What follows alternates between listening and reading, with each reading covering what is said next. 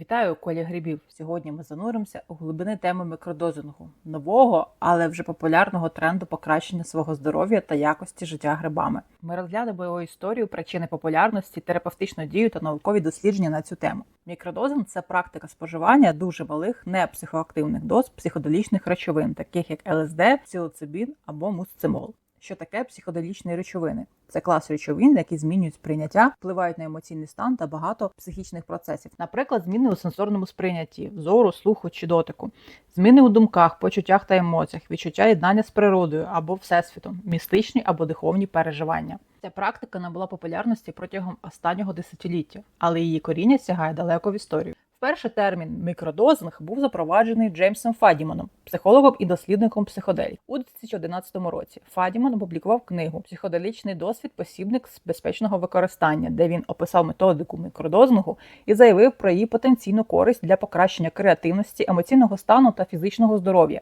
Ідея мікродозингу не є чимось абсолютно новим. Ще в 1950-х роках, коли психоделічні речовини були легальними, вчені та медики експериментували з ними, включаючи малі дозування для лікування різних психологічних розладів і для підвищення креативності. Однак заборона психоделіків у багатьох країнах світу у 1970-х роках призвела до згасання цікавості та досліджень в цій області. Інтерес до мікродозингу знов відродився на початку 21-го століття завдяки зростаючій популярності психоделіків у наукових дослідженнях та їх потенційної користі для лікування таких розладів, як депресія, посттравматичний стресовий розлад і залежність. Та й соціальні мережі і інтернет-форуми дали можливість людям обмінюватися своїм досвідом мікродозингу, що сприяло його поширенню. Сучасні дослідження мікродозингу відкривають нові горизонти у розумінні впливу мінімальних доз психоделічних речовин на людський мозок та поведінку. Мікродозинг стає предметом все більш увагою науковців, які прагнуть з'ясувати його потенційні терапевтичні властивості та механізми дії. Одне з ключових досліджень, опубліковане в журналі психофармакології у 2020 році,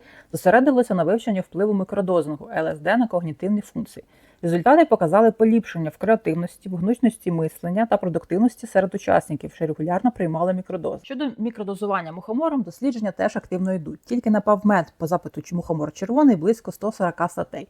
Але через його потенційну токсичність та відсутність чіткого дозування, вивчення та впровадження мікродозного мухомору є предметом суперечок і має бути більш піддано ретельному науковому дослідженню. Важливим аспектом сучасних досліджень є також вивчення безпеки та побічних ефектів мікродозингу. Попередні результати вказують на високий рівень безпеки мікродозингу при правильному дозуванні, проте підкреслюють необхідних подальших досліджень. Науковці також досліджують механізми дії мікродозингу на мозкову діяльність. За допомогою сучасних методів нейровізуалізації, таких як функціональна магнітно-резонансна томографія, дослідники сподіваються краще зрозуміти, як мікродози впливають на нейронні мережі та процеси обробки інформації в мозку. Сучасна наука все ж не стоїть на початкових етапах дослідження мікродозування мухомору.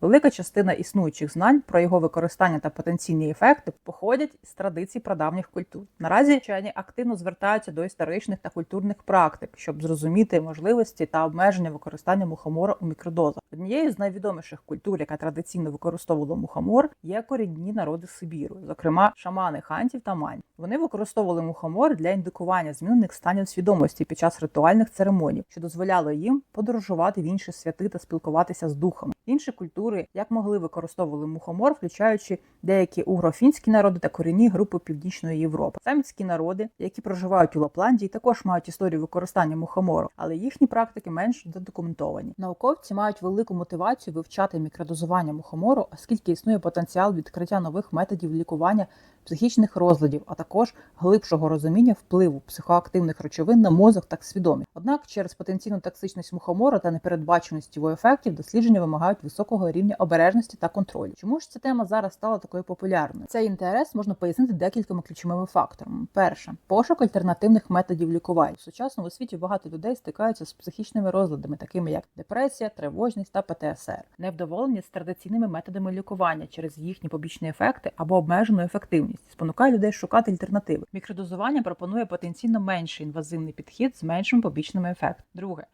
підвищення продуктивності та креативності. Існує поширена думка, що мікродозування може покращити когнітивні функції, такі як реактивність, концентрацію та рішучість. У світі, де висока продуктивність та еволюційне мислення високо цінується, особливо у сферах, пов'язаних з технологіями та мистецтвом, мікродозування може здатися привабливою опцією для покращення професійної діяльності. Третє – збільшення самосвідомості та емоційного благополуччя. Багато прихильників мікродозування стверджують, що ця практика допомагає їм досягти більшої ясності думок, самосвідомості та загального відчуття благополуччя.